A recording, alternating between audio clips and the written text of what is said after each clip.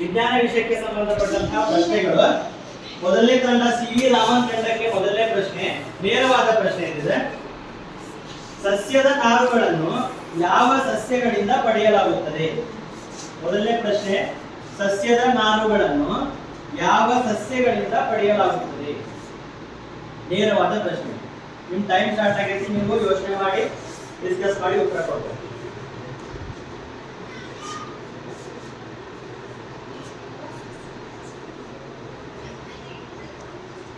ಸಸ್ಯದ ನಾರುಗಳನ್ನು ಯಾವ ಸಸ್ಯಗಳಿಂದ ಪಡೆಯಲಾಗುತ್ತದೆ ಅಥವಾ ಯಾವ ಸಸ್ಯದಿಂದ ಪಡೆಯಲಾಗುತ್ತದೆ?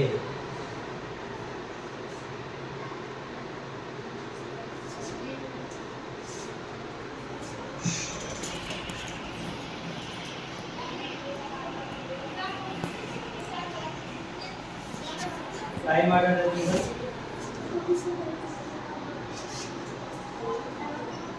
ಉತ್ತರ ಗೊತ್ತಿದ್ರೆ ಉತ್ತರ ಹೇಳ್ಬೋದು, ಇಲ್ಲ ಅಂತಂದ್ರೆ ಎರಡನೇ ತಂಡಕ್ಕೆ ಪಾಸ್ ಮಾಡ್ತೀವಿ. ಓಕೆ, ಇವ್ರಿಗೆ ಒಂದೇ ತಂಡಕ್ಕೆ ಪ್ರಶ್ನೆ ಉತ್ತರ ಗೊತ್ತಿಲ್ಲ, ಸೊ ಅದೇ ಪ್ರಶ್ನೆ ಏನ್ ಮಾಡ್ತಂದ್ರೆ ಎರಡನೇ ತಂಡಕ್ಕೆ ಹೋಗ್ತದೆ. ಸಸ್ಯದ ನಾರುಗಳನ್ನು ಯಾವ ಸಸ್ಯಗಳಿಂದ ಪಡೆಯಲಾಗುತ್ತದೆ? ನ್ಯೂಟನ್ ತಂಡದವರು ಉತ್ತರ ಕೊಡ್ತಾರೆ. ಮೊದಲನೇ ತಂಡದ ಪ್ರಶ್ನೆನೇ ಈಗ ಎರಡನೇ ತಂಡಕ್ಕೆ ವರ್ಗಾವಣೆ. ಸೊ ನ್ಯೂಟನ್ ತಂಡದವರು ಯೋಚನೆ ಮಾಡಿ ಉತ್ತರ ಕೊಡ್ತಾರೆ.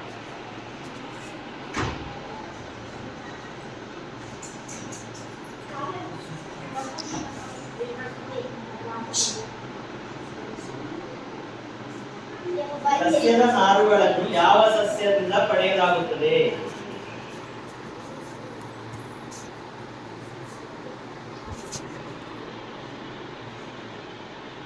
ಗೊತ್ತಿದ್ರೆ ಉತ್ತರ ಹೇಳ್ಬೋದು, ಇಲ್ಲ ಅಂದ್ರೆ ನೆಕ್ಸ್ಟ್ ಪಾಸ್ ಅಂತ ಹೇಳಿ.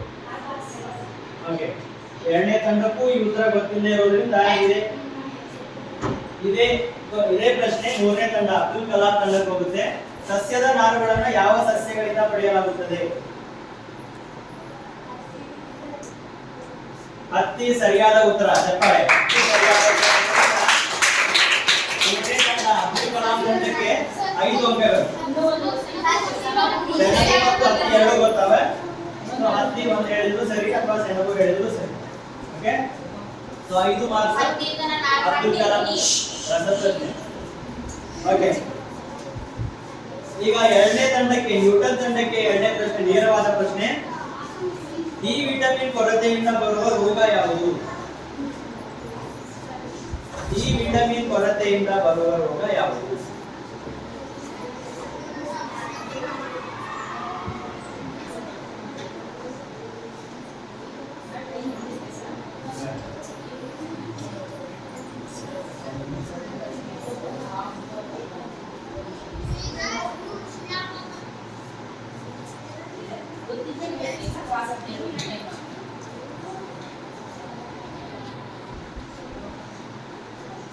Okay, time ಆಯ್ತು.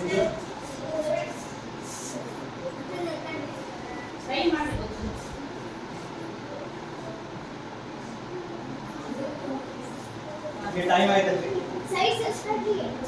ಇದೇ ಪ್ರಶ್ನೆ ಈಗ ಅಬ್ದುಲ್ ಕಲಾಂ ತಂಡಕ್ಕೆ ಹೋಗುತ್ತೆ. ಇದು ನ್ಯೂಟನ್ ತಂಡದ ಉತ್ತರ ಕೊಡದೇ ಇರೋದ್ರಿಂದ ಡಿ ವಿಟಮಿನ್ ಕೊರತೆಯಿಂದ ಬರುವ ರೋಗ ಯಾವುದು? ಸರಿಯಾದ ಉತ್ತರ. ಉತ್ತರ ಸರಿಯಾಗಿದೆ. ಸೊ ಈಗ ಎರಡನೇ ತಂಡದವರಿಗೆ ಪ್ರಶ್ನೆ ಇರೋದನ್ನ ಅವರು ಹೇಳಿಲ್ಲ. ಮೂರನೇ ತಂಡಕ್ಕೆ ಮತ್ತೆ 5 ಅಂಕಗಳು ಬೋನಸ್ ಪಾಯಿಂಟ್ ಸಿಕ್ಕಿದೆ. ಹಾಗೆ ಮೂರನೇ ತಂಡಕ್ಕೆ ನೇರವಾದ ಪ್ರಶ್ನೆ.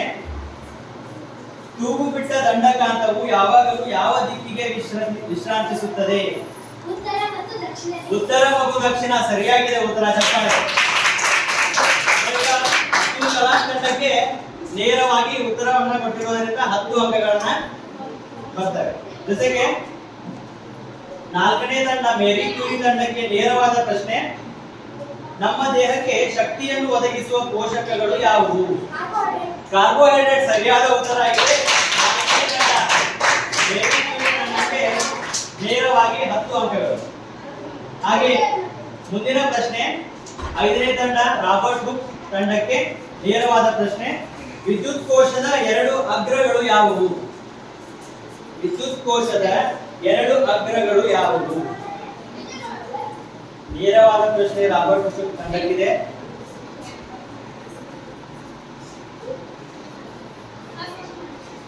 Very good. ಧನಾಗ್ರ ಮತ್ತು ಋಣಾಗ್ರ ಅಥವಾ ಪ್ಲಸ್ ಮತ್ತು ಮೈನಸ್ ಸರಿಯಾದ ಉತ್ತರ. ರಾಬರ್ಟ್ ತಂಡಕ್ಕೆ ನೇರವಾಗಿ ಉತ್ತರ ಕೊಟ್ಟಿದ್ದ 10 ಅಂಕಗಳು. ಈಗ ಮೊದಲನೇ ಸುತ್ತು ಇಲ್ಲಿಗೆ ಮುಗಿಯುತ್ತೆ. ಮೊದಲನೇ ಸುತ್ತಿನ ನಂತರ ನಿಮ್ಮ ಸ್ಕೋರ್ಗಳು ಎಷ್ಟು ಅಂತ ನೋಡೋಣ. ಫಸ್ಟ್ ರೌಂಡ್ ಅಲ್ಲಿ ಒಂದನೇ ಸಬ್ಜೆಕ್ಟ್ ಏನು ಅಂಕ ಬಂದಿಲ್ಲ, ಆದ್ರೂ ನಿರಾಶೆ ಆಗಬೇಡ್ರಿ, ಮುಂದೆ ಪ್ರಯತ್ನ ಮಾಡೋಣ. ಎರಡನೇ ತಂಡ ನ್ಯೂಟನ್ ತಂಡ 30 ಅಂಕಗಳು ಬಂದಿಲ್ಲ. ಮೂರನೇ ತಂಡದಲ್ಲಿ 20 ಅಂಕಗಳು ಬಂದಿದೆ. ನಾಲ್ಕನೇ ತಂಡಕ್ಕೆ 10 ಅಂಕಗಳು, ಐದನೇ ತಂಡಕ್ಕೂ 10 ಅಂಕಗಳು. ನೋಡಿ, ಮೊದಲನೇ ತಂಡದಲ್ಲಿ ಮೊದಲನೇ ಸುತ್ತಿನಲ್ಲಿ ಲೀಗ್ನಲ್ಲಿ ಅಬ್ದುಲ್ ಕಲಾಂ ತಂಡ ಇದೆ. ಹಾಗೆಯೇ ಬೇರೆ ರೌಂಡ್ಗಳು ಅದಾವ. ಇದರೊಳಗೂ ಕೂಡ ನೀವು ಬೇರೆ ಸ್ಕೋರ್ ಮಾಡ್ಕೋಬೇಕು.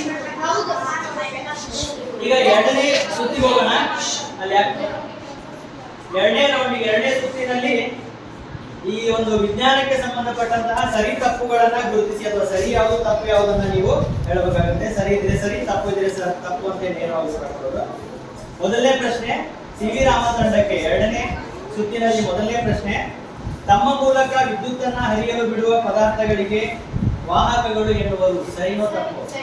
ಸರಿ, ಸರಿಯಾಗಿದೆ, ಸರಿಯಾದ ಉತ್ತರ. ಮೊದಲನೇ ತಂಡ ಸಿ ವಿ ರಾಮನ್ ತಂಡಕ್ಕೆ 10 ಅಂಕಗಳು. ಹಾಗೆ ಎರಡನೇ ಪ್ರಶ್ನೆ ನ್ಯೂಟನ್ ತಂಡಕ್ಕೆ. ಎರಡನೇ ಪ್ರಶ್ನೆ, ಬೆಳಕು ವಕ್ರ ರೇಖೆಯಲ್ಲಿ ಚಲಿಸುತ್ತದೆ. ಸರಿನೋ ತಪ್ಪು? ಬೆಳಕು ವಕ್ರ ರೇಖೆಯಲ್ಲಿ ಚಲಿಸುತ್ತದೆ. ಸರಿ ಅಥವಾ ತಪ್ಪು ತಿಳಿಸಿ. ಸರಿನೋ ತಪ್ಪು ಹೇಳಬೇಕು. ಸರಿ ಇದ್ರೆ ಸರಿ, ತಪ್ಪು ಇದ್ರೆ ತಪ್ಪು.